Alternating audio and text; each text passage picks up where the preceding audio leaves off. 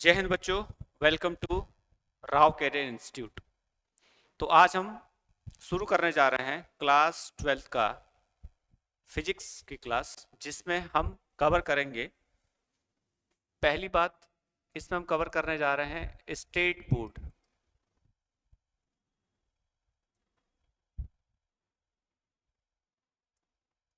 क्या कवर करने जा रहे हैं? State board.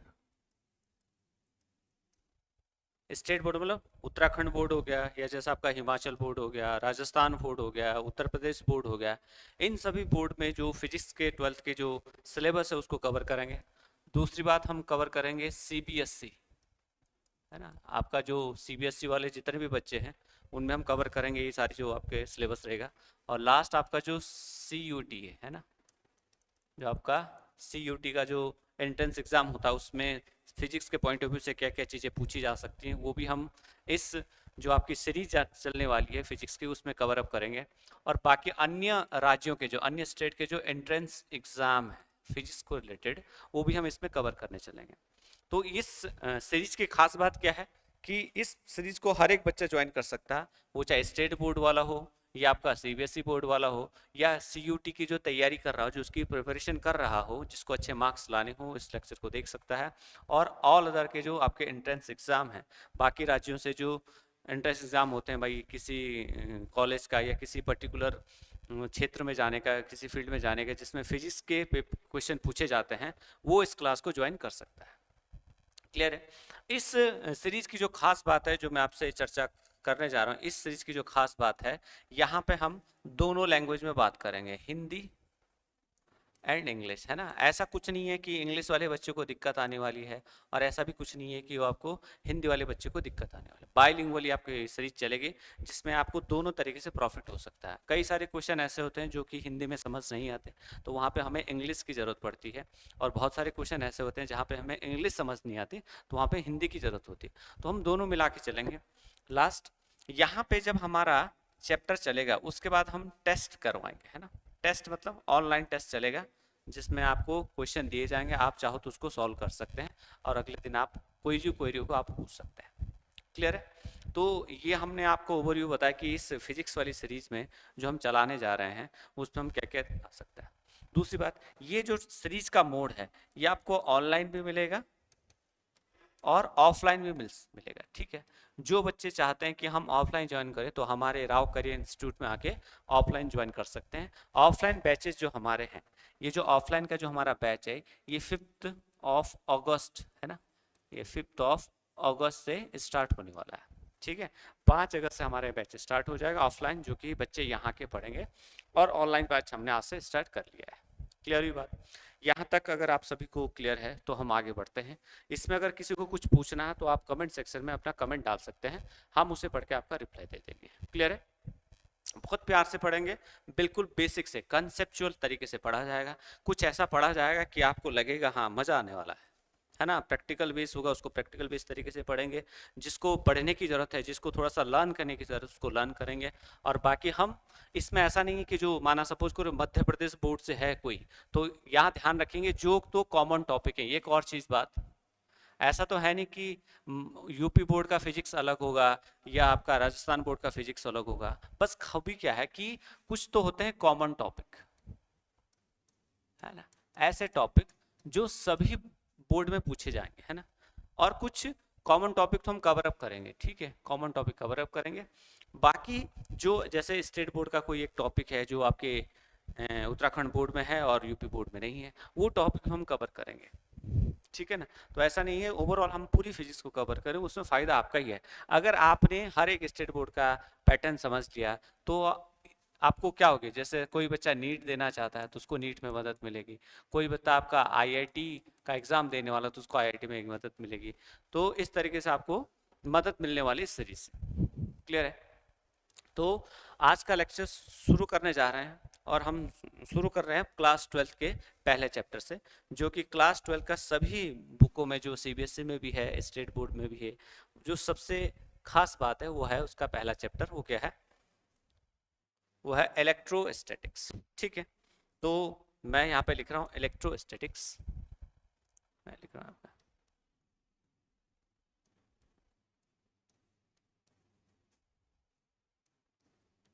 ठीक है, इसको बोला गया स्थिर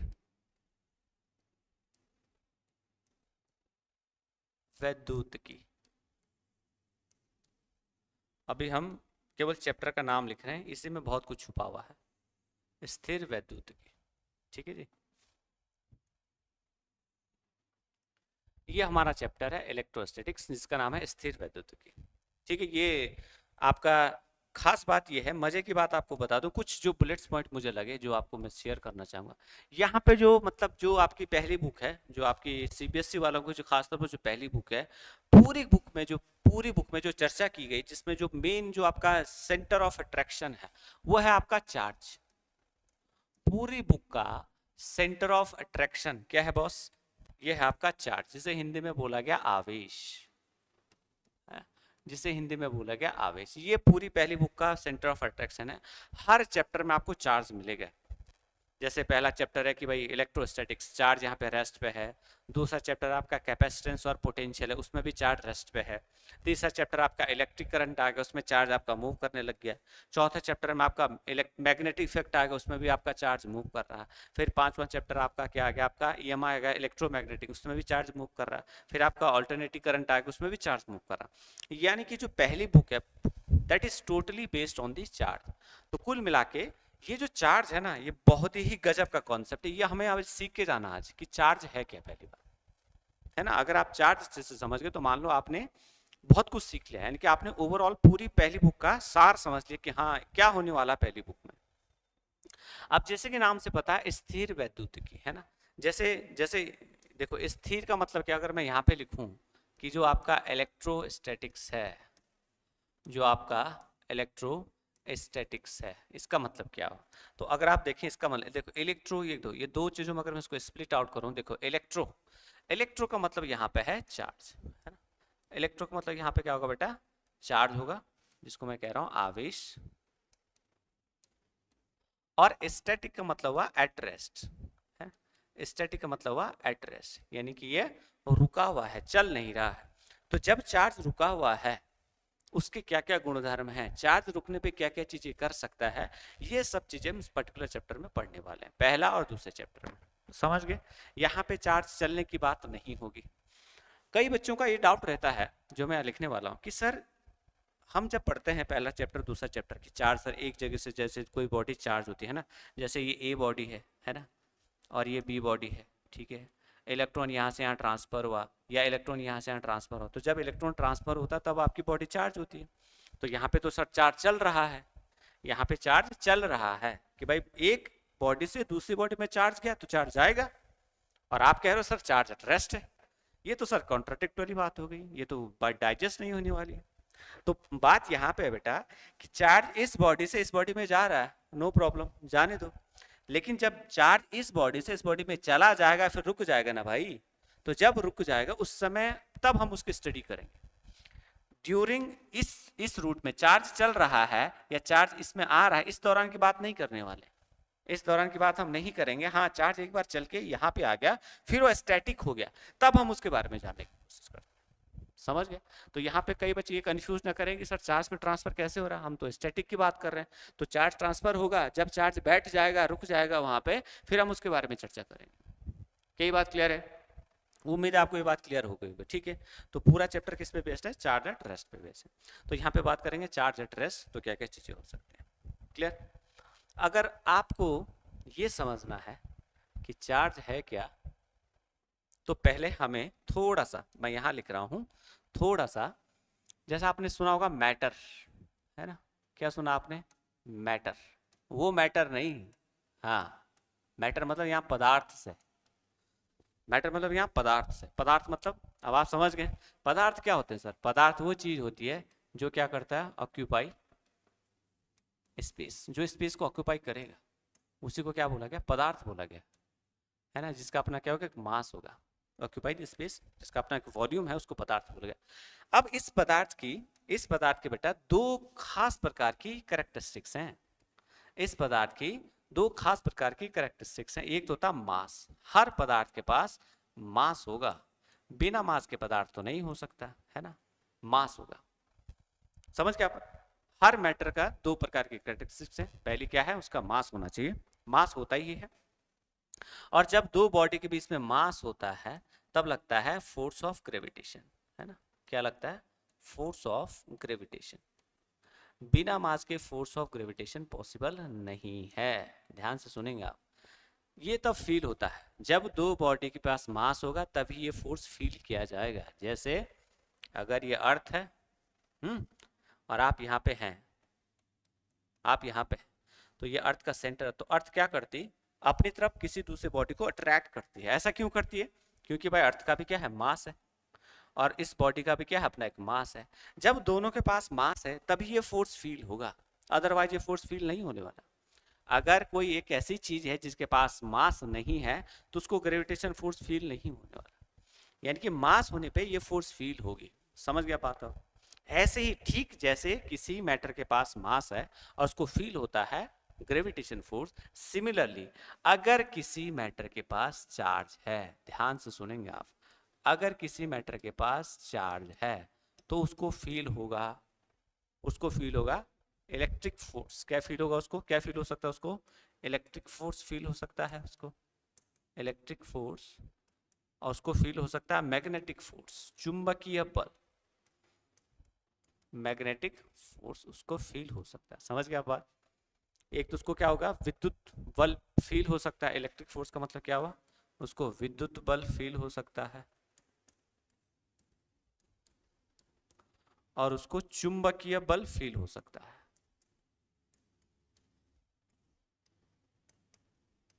समझ गया? अगर मैटर के पास चार्ज आ गया तो डेफिनेट ये वाला फोर्स भी फील हो सकता है और ये वाला फोर्स भी फील हो सकता है। डिपेंड करता है कौन सी कंडीशन में कौन सा फोर्स फील करेगा। ये वाला फोर्स फील होगा जब वो रेस्ट पे होगा, और ये वाला फोर्स फील तब होगा जब वो मोशन में होगा। तो फिलहाल हम बात कर रहे हैं रेस्ट वाली, तो हम इस फोर्स के बारे में जानना चाहेंगे। समझ गया बात? क्लियर हुई बात? तो जब किसी मैटर के पास चार्ज होगा इट मीन्स वो फोर्स ऑफ इलेक्ट्रोस्टैटिक फोर्स को क्या करेगा, फील करेगा। समझ गए? क्लियर है? चलो, अब ये बात आती है कि जो चार्ज है ना, ये जो चार्ज है ये होता है बेटा two types. To types of charge होते हैं, दो प्रकार के आवेश होते हैं, टू टाइप्स ऑफ चार्ज होते हैं। कौन कौन से चार्ज होते हैं? अब आप समझ गए होंगे कौन कौन से चार्ज होते हैं। एक तो होता है पॉजिटिव चार्ज, एक क्या होता है, पॉजिटिव चार्ज, और एक होता है निगेटिव चार्ज, है ना। There are two types of charge. एक होता है धनात्मक आवेश, पॉजिटिव को क्या बोलते हैं, धनात्मक आवेश, और नेगेटिव चार्ज को क्या बोला जाता है, ऋणात्मक आवेश। धनात्मक आवेश और ऋणात्मक आवेश बोला गया। समझ गया बात को? तो दो प्रकार के चार्ज होते हैं, एक होता है पॉजिटिव चार्ज और एक होता है निगेटिव चार्ज। मुद्दा इस बात का आपका डाउट होगा, सर कैसे बोला जाएगा किसी बॉडी के पास पॉजिटिव चार्ज है और ये कैसे बोला जाएगा किसी बॉडी के पास नेगेटिव चार्ज है। तो उसकी चर्चा हम नेक्स्ट स्लाइड में कर लेते हैं, ठीक है? क्लियर है? आप चाहो अगर किसी बच्चे को लगता है इसका स्क्रीनशॉट लेना चाहिए तो you can take, otherwise we will move on the next slide. Okay, you can take the screenshot. Done? ठीक है, उम्मीद आपने ले लिया होगा। तो अब बात है कि कोई बॉडी कैसे चार्ज होती है ना, किसी बॉडी पे कैसे पॉजिटिव चार्ज आएगा, कैसे नेगेटिव चार्ज आएगा। तो ध्यान रखेंगे ये जो चार्ज का कॉन्सेप्ट है ना, जिसे बोलते हैं कंसेप्ट ऑफ चार्ज। ठीक है, ध्यान से हम लिख रहे हैं यहाँ पे कंसेप्ट ऑफ चार्ज, कि भाई पॉजिटिव चार्ज आ गया, नेगेटिव चार्ज आ गया। कंसेप्ट ऑफ चार्ज इसको बोलते हैं आवेश की संकल्पना। क्या बोलते हैं सर इसको? आवेश की संकल्पना। ठीक है, कि भाई क्या फंडामेंटल है। तो ये आपको ध्यान रखना, जो लिखने जा रहा हूं, किसी भी चार्ज का जो कंसेप्ट है that is based on electron. Very very important point, ये जो है it is based on electron. ध्यान रखेंगे किस पे बेस्ड है, ये इलेक्ट्रॉन पे बेस्ड है ना, ये इलेक्ट्रॉन पे आधारित है, बेस्ड ऑन इलेक्ट्रॉन। कोई भी बॉडी चार्ज होगी तो केवल केवल कौन रिस्पॉन्सिबल है, इलेक्ट्रॉन रिस्पॉन्सिबल है। मतलब क्या हुआ सर? मतलब हम आपको बताते हैं, अगर देखो सपोज कोई एटम है, पहला एटम न्यूट्रल था। अब क्या मतलब हुआ सर न्यूट्रल का?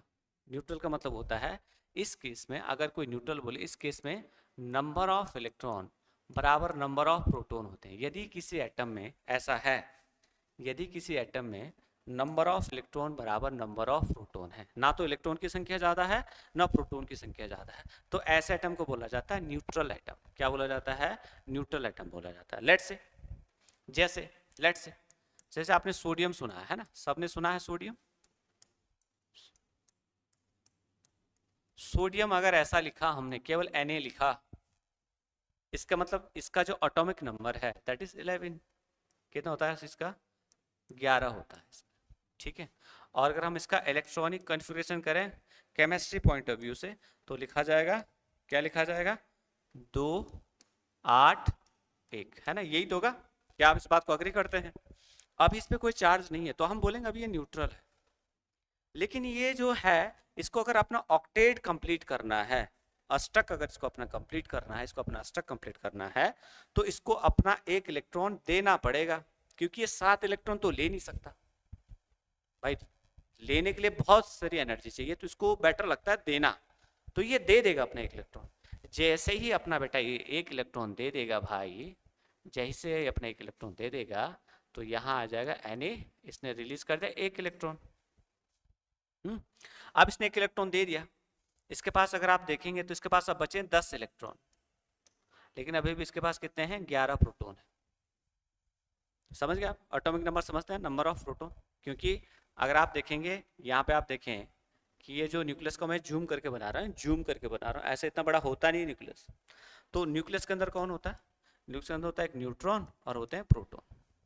और इन दोनों में खास बात क्या है सर, देखिए ध्यान से, ये जो न्यूट्रॉन प्रोटॉन है बेटा, एक तो ये बंधे होते हैं nuclear force, nuclear force, nucleus force, समझ गए? स्ट्रॉन्ग न्यूक्लियस फोर्स से ही बंधे रहते हैं। न्यूक्लियस के अंदर जो न्यूट्रॉन और प्रोटॉन है, इनके बीच में अलग प्रकार की फोर्स लगती है, जो कि नेचर में सबसे ज्यादा स्ट्रॉन्गेस्ट फोर्स है, जिसे बोलते हैं न्यूक्लियर फोर्स, नाभिकीय बल। क्या बोलते हैं सर इसको? नाभिकीय बल। और ये बल इतना तकड़ा है, ये इतना स्ट्रांग है, ये प्रोटॉन को बाहर नहीं आने देगा। इसलिए जब भी कोई बॉडी चार्ज होनी होगी तो केवल इलेक्ट्रॉन पे ही बारी गिरेगी सर, या तो इलेक्ट्रॉन जाएगा या आएगा। इस केस में आपने देखा कि सोडियम को अपना अष्टक पूरा करने के लिए इलेक्ट्रॉन को देना पड़ेगा, तब जाके इसमें 10 इलेक्ट्रॉन बच जाएंगे। अब आप देखिए, प्रोटॉन पे बेटा पॉजिटिव चार्ज माना जाता है और इलेक्ट्रॉन पे निगेटिव चार्ज माना जाता है। तो देखिए कौन ज्यादा है? यहाँ पे प्रोटॉन ज्यादा है, इलेक्ट्रॉन कम है। और प्रोटॉन पे कौन सा चार्ज है? पॉजिटिव चार्ज है। इसका मतलब इस पे आ जाएगा प्लस, एक प्लस है, यानी कि ये इसके पास डेफिशिएंसी ऑफ 1 इलेक्ट्रॉन है। यानी कि इसने किया क्या होगा? इसने इलेक्ट्रॉन को लूज किया है, दान किया है इलेक्ट्रॉन को, तो इसके पास कमी आ गई इलेक्ट्रॉन की। तो इसका मतलब अगर किसी के पास, मैं लिख देता हूं यहाँ पे, अगर किसी के पास डेफिशिएंसी ऑफ इलेक्ट्रॉन है, अगर किसी के पास डेफिशिएंसी ऑफ इलेक्ट्रॉन है, या मैं लिखूंगा इलेक्ट्रॉन की कमी है, तो सर वो बॉडी अक्वायर करेगी कौन सा चार्ज? वो बॉडी अक्वायर करेगी कौन सा चार्ज? वेरी गुड, वो करेगी पॉजिटिव चार्ज अक्वायर करेगी। समझ गए बात आपको? अगर किसी एटम, किसी भी बॉडी के पास नंबर ऑफ प्रोटॉन ज्यादा हो गए, नंबर ऑफ इलेक्ट्रॉन कम हो गए, तो उस बॉडी पे कौन सा चार्ज आएगा? पॉजिटिव चार्ज आएगा। कैसे आएगा हमने आपको बताया। प्रोटॉन नहीं जा सकता। क्यों नहीं जा सकता? क्योंकि वो स्ट्रॉन्ग न्यूक्लियर फोर्स से बाउंडेड है। एक रीजन तो ये है सर कि सर उसके पास क्या है? न्यूक्लियर फोर्स बहुत ज्यादा नहीं निकल सकता बाहर। दूसरा रीजन आप लिख सकते हैं यहाँ पे कि यहाँ पे आप देखेंगे जो मास ऑफ प्रोटॉन है that is much much greater then mass of electron. Mass of proton जो मास ऑफ इलेक्ट्रॉन से बहुत ज्यादा, बहुत भारी है proton as compare to electron. और भारी चीज का मोमेंटम कम होता है सर, नहीं इजिली मूव नहीं कर सकती हो, इसलिए प्रोटॉन नहीं जा पाएगा, इलेक्ट्रॉन ही केवल आएगा और जाएगा। तो यदि किसी एटम में, किसी बॉडी में डेफिशिएंसी ऑफ इलेक्ट्रॉन हो गई, तो इट मींस वो बॉडी एक्वायर करेगी पॉजिटिव चार्ज। इसको कुछ इस तरीके से भी आप लिख सकते हैं। कैसे लिख सकते हैं इसको? कि number of proton upon number of electron. ध्यान से सुनेंगे आप। अगर आपने नंबर ऑफ प्रोटॉन का रेशियो नंबर ऑफ इलेक्ट्रॉन के साथ लिया, और यदि ये रेशियो ग्रेटर देन 1 आ गया, भाई इसका मतलब क्या हुआ, आपका जो अंश है, जो न्यूमरेटर है वो बड़ा है और जो डिनोमिनेटर है वो छोटा है, इसलिए वैल्यू ग्रेटर देन 1 भाई। इट मींस यहाँ पे बॉडी पॉजिटिव चार्ज होगी। सिमिलरली अगर ऐसा लिखा जाए कि नंबर ऑफ इलेक्ट्रॉन का रेशियो लिया जाए नंबर ऑफ प्रोटॉन से और ये रेशियो लेस देन 1 आ जाए, इसका मतलब भी क्या हुआ भाई, इसका मतलब अगर ये वैल्यू लेस देन 1 आ रही है, यहाँ पे न्यूमरेटर छोटा है, डिनोमिनेटर बड़ा है, यानी कि डिनोमिनेटर में अभी कौन है, प्रोटॉन है, तो प्रोटॉन की संख्या ज़्यादा है, तब भी बॉडी कौन सा चार्ज अक्वायर करेगी, पॉजिटिव चार्ज अक्वायर करेगी। समझ गए बात आपको, कि ये बात क्लियर है सभी को कि बॉडी कैसे पॉजिटिव चार्ज लेती है, वो क्या करेगी, डोनेट करेगी, लेकिन दाता, अगर कोई एटम दाता है इट मीन्स उस पर कौन सा चार्ज आएगा, पॉजिटिव चार्ज आएगा। समझ गए आप। तो कंसेप्ट ऑफ चार्ज को अगर आप, अभी हम निगेटिव चार्ज पे भी चर्चा करेंगे, कोई अगर इसका स्क्रीनशॉट लेना चाहता तो ले सकता है, ठीक है, क्लियर है, ठीक है। अब जरा इसका जस्ट रिवर्स, अगर माना कोई बॉडी नेगेटिव चार्ज है, जैसे मैं एग्जांपल ले लेता हूँ क्लोरीन, है ना, क्लोरीन लिया, अगर आप देखेंगे क्लोरीन का जो एटॉमिक नंबर होता है वो होता है बेटा 17, ठीक है, क्लोरीन का एटॉमिक नंबर कितना होता है, 17 होता है। और अगर आप इसका इलेक्ट्रॉनिक कॉन्फ़िगरेशन लिखने चलें तो आएगा 2, 8 और 7, ठीक है। अब आप देखिए इसको अपना ऑक्टेट कंप्लीट करने के लिए इसके पास 7 पहले से ही हैं, एक की जरूरत है सर। तो अब ये क्या करेगा, देने के बजाय इसको ठीक लगेगा लेना, देने के बजाय इसको ठीक लगेगा लेना, एक इलेक्ट्रॉन किसी से ले लेगा तो उसका ऑक्टेट क्या हो जाएगा, पूरा हो जाएगा।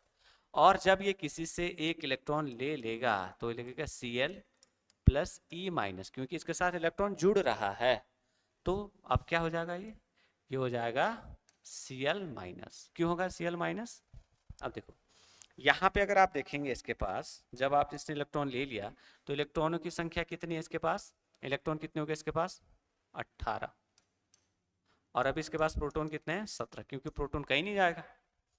अब आप देखो इस केस में इलेक्ट्रॉन ज्यादा हो गए, प्रोटॉन कम हो गए, इसलिए इस पे कौन सा चार्ज आएगा, नेगेटिव चार्ज है, अक्वायर कर लेगा। मतलब क्या सर, कॉन्सेप्ट ये है कि अगर आपके पास किसी बॉडी के पास एक्सेस ऑफ इलेक्ट्रॉन है, एक्सेस ऑफ इलेक्ट्रॉन है, तो कौन सा चार्ज अक्वायर करेगी, कौन सा चार्ज अक्वायर करेगी, बताओ, वो करेगी निगेटिव चार्ज अक्वायर करेगी, या इलेक्ट्रॉन की संख्या अधिक है ना, अधिकता है, इलेक्ट्रॉनों की अधिकता है,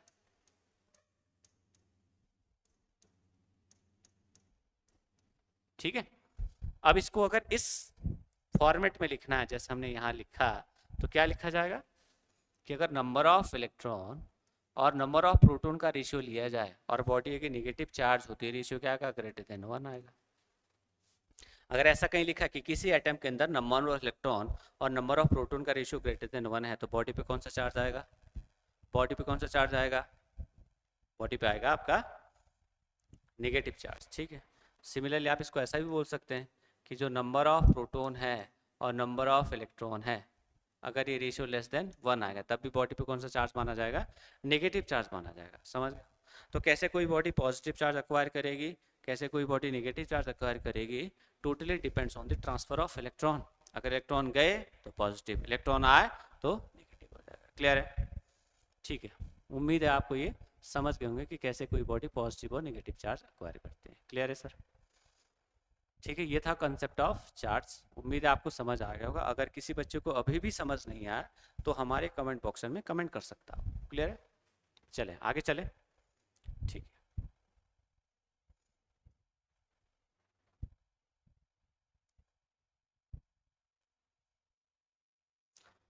ठीक है, फिर हमने दो चीज़ें पढ़ ली चार्ज के बारे में, अब हम तीसरी चीज़ें पढ़ने जा रहे हैं।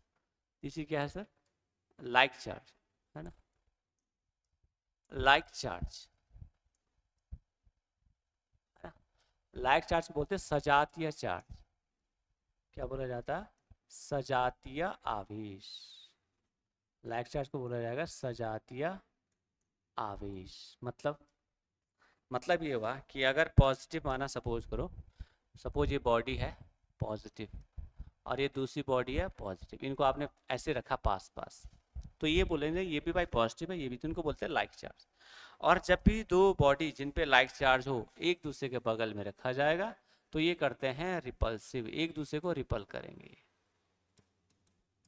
विकर्षित करते हैं, है ना, ये क्या करते हैं, ये विकर्षित करते हैं, ठीक है जी, दूर दूर भाग जाते हैं। अगर दो बॉडी के बीच में पॉजिटिव चार्ज है तो उनके बीच में जो फोर्स ऑफ रिपल्सन लगेगा, फोर्स ऑफ अट्रैक्शन नहीं लगेगा। और यदि माना हमने यहाँ नेगेटिव रखा और यहाँ पे क्या रखा बेटा, पॉजिटिव रखा, ठीक है, इन्हें बोलते हैं अनलाइक चार्ज। एक पॉजिटिव है, इन्हें बोलते हैं अनलाइक चार्ज, इन्हें बोलते हैं विजातीय, है ना, हिंदी में बोलते हैं विजातीय आवेश, ठीक है। अगर विजातीय आवेश आगे कहीं पे दो बॉडी हैं जिन पे विजातीय आवेश है तो उनके बीच में लगेगा अट्रैक्टिव, फोर्स ऑफ अट्रैक्शन का, तो इनमें होगा अट्रैक्शन, अट्रैक्टिव फोर्स, यार दूसरे तरफ अट्रैक्ट चले जाएंगे, इनको बोलते हैं आकर्षण, ये हो जाते हैं आकर्षित, ठीक है जी। तो अगर दो बॉडी है, दोनों पे लाइक चार्ज है तो एक दूसरे की तरफ दूर दूर भागेंगे, और अगर अनलाइक है एक दूसरे की तरफ अट्रैक्ट हो जाएंगे, इसे बोलते हैं लाइक और अनलाइक चार्ज। कोई दिक्कत यहाँ तक चार्ज को समझने में, ठीक है, क्लियर। तो ये हुआ लाइक और अनलाइक चार्ज, आप चाहो तो उसको नोट कर सकते हैं, क्लियर है, ठीक है। फिर आता है चौथा पॉइंट है यूनिट ऑफ चार्ज, है ना, चार्ज की क्या यूनिट रखी गई, यूनिट ऑफ चार्ज, आवेश की इकाई, है ना, आवेश की इकाई आपको याद करनी है बेटा, ये याद करने वाला पॉइंट है। तो यूनिट ऑफ चार्ज क्या है, कूलाम, इसको कैपिटल सी से रिप्रेजेंट करते हैं। चार्ज की जो इकाई मानी गई कूलाम मानेंगे, CULOMB, कूलाम, ठीक है। दूसरी अगर आप बोला जाए तो इसको बोलते हैं एम्पियर सेकेंड, क्या है इसकी यूनिट, एम्पियर सेकेंड, ठीक है। ये दोनों यूनिट इसकी SI यूनिट है, ये आप ध्यान रखेंगे, दोनों कैसी यूनिट है इसकी, ये दोनों इसकी SI यूनिट है, समझ गया आप। चार्ज पर बोला जाएगा कूलाम है तब भी सही है, एम्पेयर सेकंड बोला जाएगा तब भी सही है, दोनों कौन सी यूनिट है, SI यूनिट है, ठीक है। सी जैसी यूनिट आपसे पूछे नहीं जाते, अगर पूछ ले तो इसकी सी यूनिट तो स्ट्रेट कूलाम, आप चाहो तो लिख सकते हैं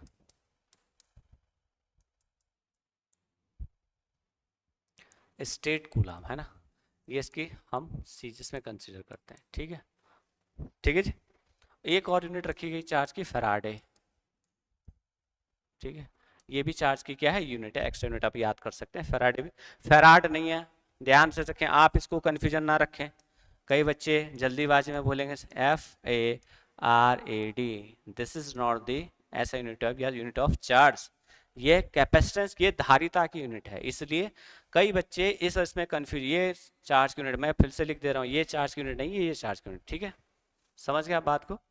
तो हमने 4 यूनिट लिखी चार्ज की, कूलाम भी आप लिख सकते हैं, एम्पेयर सेकंड भी लिख सकते हैं, और आप लिख सकते हैं स्टेट कूलाम भी आप लिख सकते हैं। यहाँ तक किसी को दिक्कत, क्लियर है, चलो जी चलें आगे, ठीक है।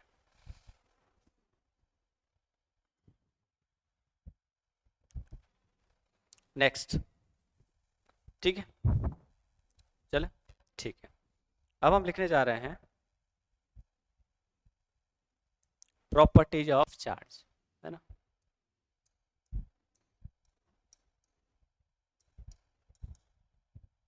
प्रॉपर्टीज ऑफ चार्ज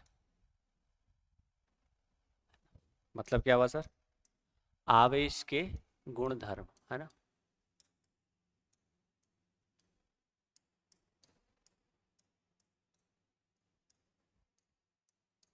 आवेश के गुणधर्म, क्या क्या प्रॉपर्टीज हैं चार्ज की, इस पर हम बात करेंगे। तो पहली प्रॉपर्टी है, पहली प्रॉपर्टी जो हम लिखने जा रहे हैं, ध्यान से रखेंगे, सपोज करो, लिखेंगे तो तब, जैसे सपोज करो आप ऐसा मानो, पहले हम समझते हैं, ये कोई बॉडी है, ठीक है, ये मैंने ए बॉडी है, और इस पे सपोज अभी जो चार्ज हमने लिखा 5 कूलम चार्ज लिखा, ठीक है, अभी इसकी जो वेलोसिटी है वो बेटा 0 है, राइट, ध्यान से सुनेंगे आप, ये बॉडी है, इस पे अभी 5 कूलम का चार्ज है और इसकी वेलोसिटी है 0।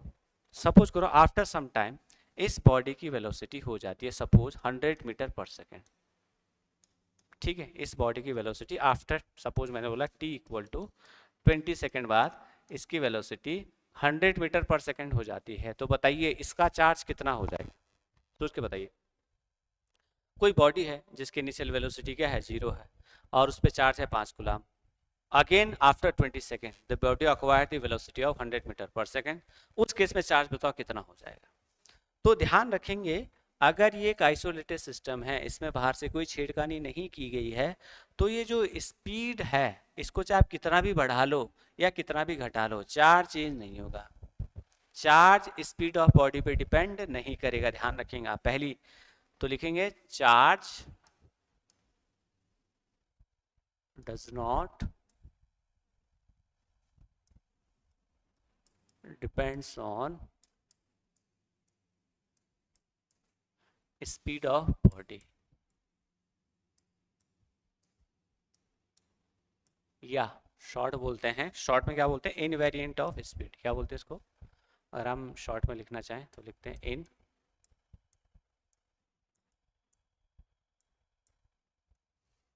स्पीड। स्पीड से कोई लेने देना नहीं है, यानी कि आवेश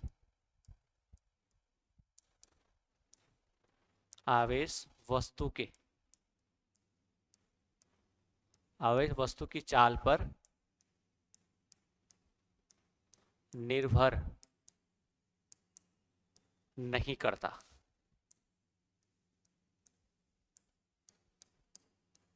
समझ गया बात को, ये वस्तु की चाल पे निर्भर नहीं करता।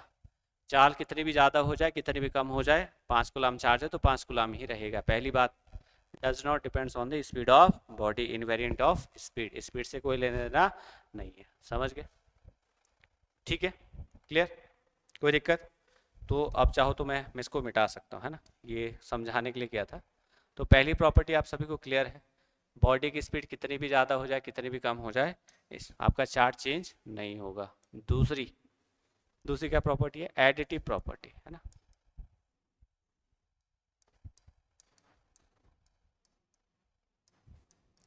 एडिटिव प्रॉपर्टी, है ना, एडिटिव मतलब होता है जोड़ने का, है ना,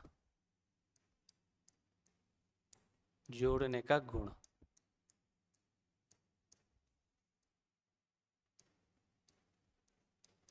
ठीक है, क्या बोला, एडिटिव प्रॉपर्टी क्या बोलती है, थोड़ा सा क्या बोलती है, आप सुने ध्यान से। पहली बात, जो जो लिखना नहीं याद करना, पहला तो होना चाहिए अगर आपके पास कोई आइसोलेटेड सिस्टम है,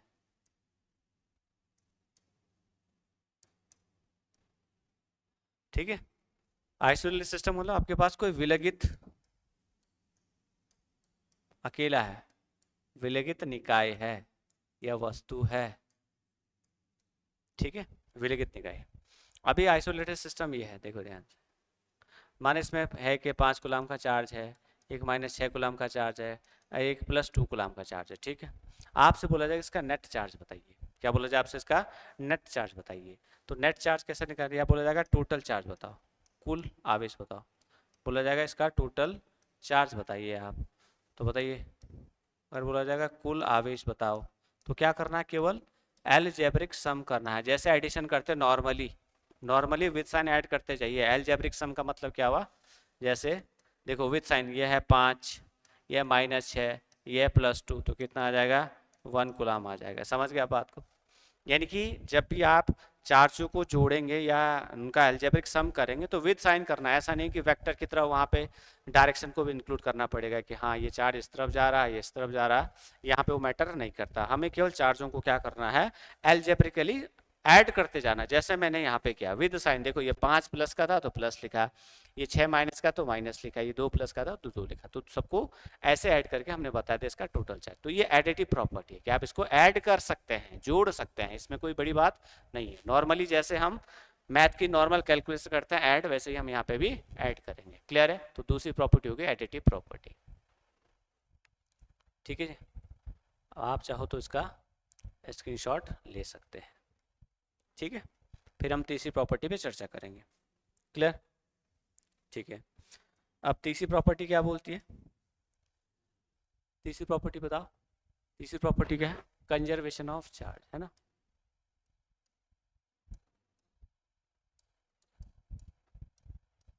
कंजर्वेशन ऑफ चार्ज, आवेश संरक्षण, है ना, क्या है, आवेश का संरक्षण, आवेश का संरक्षण मतलब चार्ज को ना तो उत्पन्न किया जा सकता ना तो डिस्ट्रॉय किया जा, ध्यान से सुने, चार्ज को ना तो उत्पन्न किया जा सकता है, क्या बोलती है property, charge neither created nor be destroyed, charge को ना तो उत्पन्न किया जा सकता है ना ही नष्ट किया जा सकता है, खत्म, but it can transfer one body to another, मतलब हम इसको एक बॉडी से दूसरी बॉडी में ट्रांसफर कर सकते हैं। ध्यान से सुनेंगे, इसका हिंदी रूपांतरण करें, यदि लिख रहे हैं यहाँ पे, यदि कोई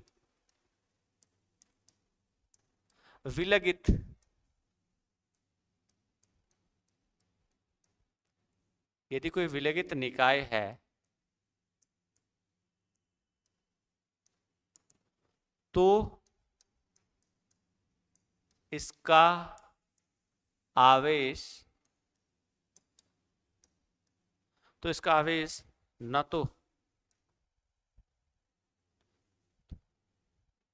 तो उत्पन्न किया जा सकता है और ना ही नष्ट किया जा सकता है, नष्ट किया जा सकता है, नष्ट किया जा सकता है, परंतु आवेश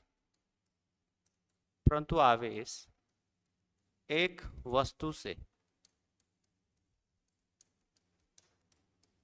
दूसरी वस्तु में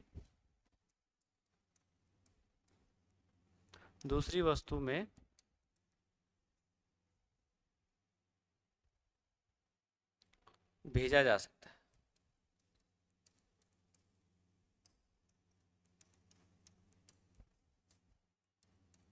भेजा जा सकता है, समझ गया आप? ये मतलब है कि यदि कोई विलगित निकाय है, ऊपर भी ये चीज लिखने था, charge neither be created nor be destroyed but it can transfer one body to another, concept क्या है, मेन बात क्या है,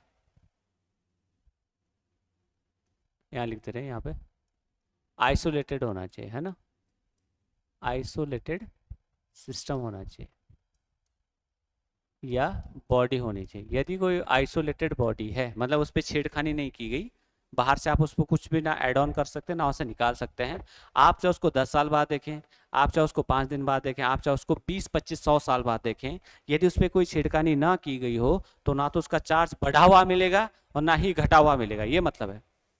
हाँ, अगर आप उस बॉडी को दूसरे से ट्रांसफर करोगे तो वही चार्ज ट्रांसफर हो सकता है, ऐसा नहीं कि एक्स्ट्रा कहीं से आ जाएगा, ऐसा नहीं कि एक्स्ट्रा कहीं से आ जाएगा। इसको अगर मैं थोड़ा सा और अच्छे से समझाऊं तो मैं इसको ऐसा लिख सकता हूँ, आप ऐसा समझो एक एग्जाम्पल की मदद से, जैसे ये बॉडी है, राइट, इस पे है 5 कूलम चार्ज और एक दूसरी बॉडी है बेटा, इस पे -4 कूलम चार्ज, ठीक है, ये दो बॉडी है। अब आप अगर इनको रब करते हैं, आपने इनको क्या किया, रब किया, तो रब करने पे अगर आप इनको नेट चार्ज अभी देखेंगे इनिशियली तो कितना है नेट चार्ज, 5 - 4 यानी कि 1 कूलम इस पे नेट चार्ज है, ये तो दोनों मिला के टोटल चार्ज कितना 1 कूलम। आप इनको रब करो, इनको कुछ करो, अगर बाहर से कोई तीसरी चीज नहीं आ रही तो इनका 1 कूलम ही मिलेगा, हो सकता है इस पे -3 चला जाए, इस पे 2 चला जाए, ऐसा हो सकता है, लेकिन टोटल चार्ज अगर सम करते चलेंगे आप तो आपको हर समय मिलेगा 1 कूलम ही चार्ज मिलेगा, एक्स्ट्रा चार्ज ना तो कहीं से आएगा और ना ही कहीं लूज होगा, नहीं कहीं डिस्ट्रॉय होगा, इसे बोलते हैं कंजर्वेशन ऑफ चार्ज, ठीक है, नेचुरल लॉ में आता है, ये ध्यान रखेंगे आप। कभी कभी CU2 जैसे एग्जाम में पूछ लिया जाता है कि बताओ कंजर्वेशन ऑफ चार्ज किस पे बेस्ड है, मतलब कैसे कंजर्व चार्ज होगा, तो आप देखेंगे charge neither be created nor be destroy.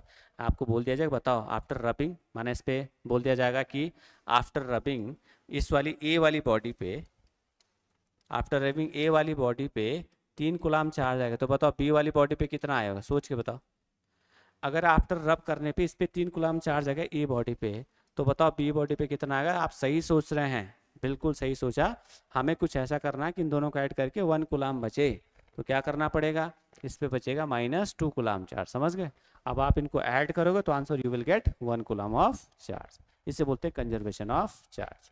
Clear, चलिए आगे। तो तीसरी प्रॉपर्टी भी हमने कंप्लीट कर ली है, कंजर्वेशन ऑफ चार्ज वाली प्रॉपर्टी, ठीक है। अब है क्वांटाइजेशन ऑफ चार्ज। चौथी प्रॉपर्टी क्या है,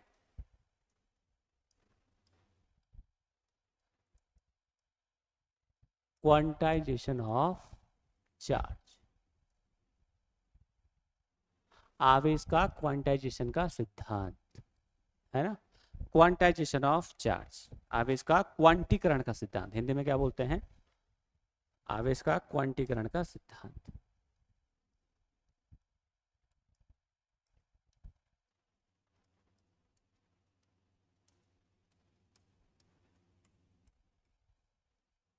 आवेश का क्वांटीकरण मतलब क्या हुआ, क्वांटीकरण का मतलब क्या हुआ, जरा सुने ध्यान से। अब थोड़ा सा यहाँ पे बेसिक रख देगा।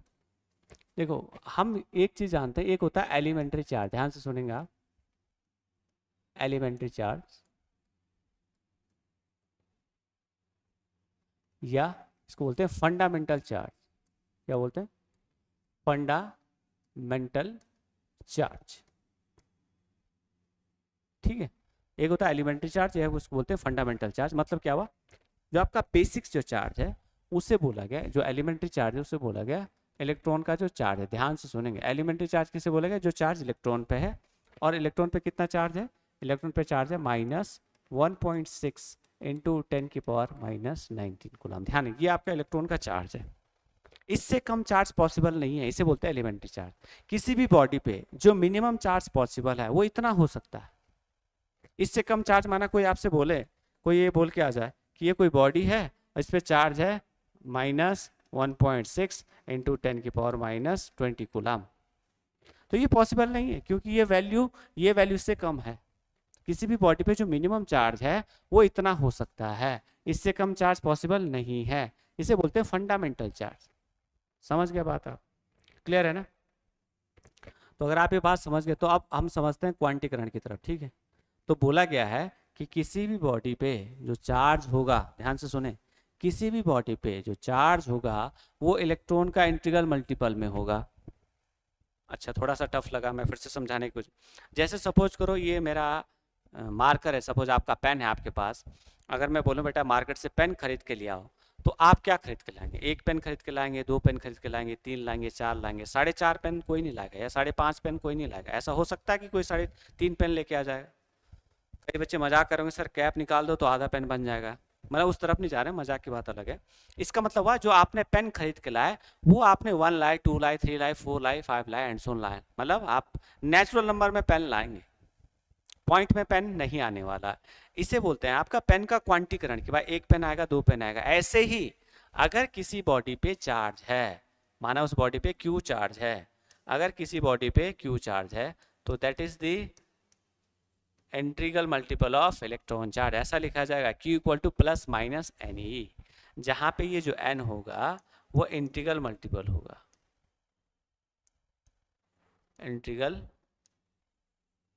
मल्टीपल होगा ऑफ इलेक्ट्रॉन, है ना। इलेक्ट्रॉन का इंटीग्रल मल्टीपल, उसके चार्ज का इंटीग्रल मल्टीपल होगा। मतलब ये जो n की वैल्यू है बेटा, ये 1 हो सकती है, ये 2 हो सकती है, ये 3 हो सकती है एंड सो ऑन चलेगी। 2.5 नहीं हो सकती, 3.5 नहीं हो सकती।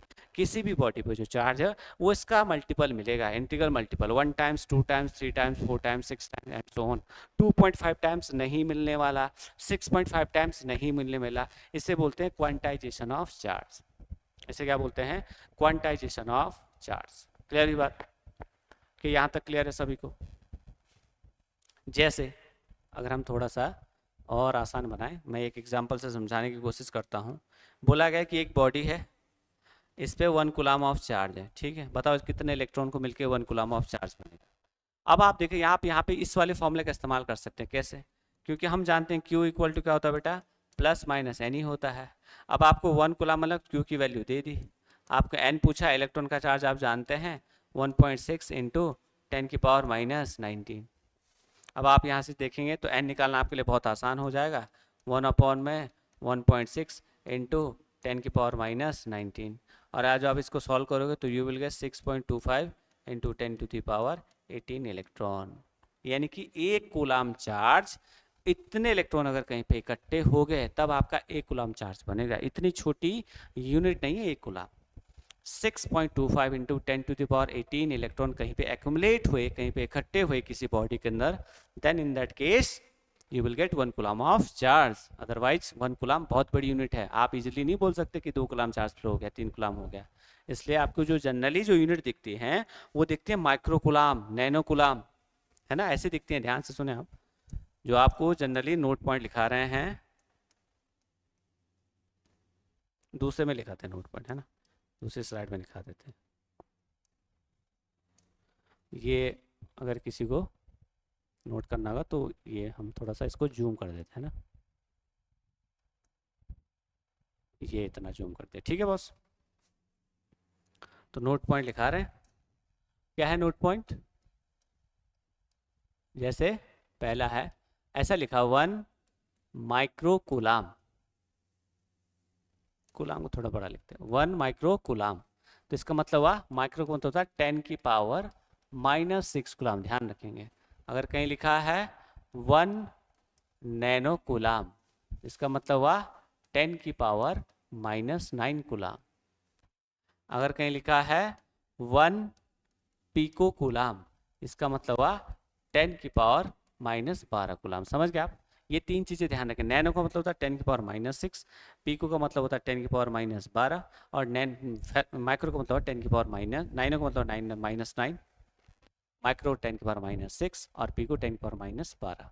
ये 3 चीजें कूलम में आपको इस्तेमाल करने को मिलेंगी, ठीक है।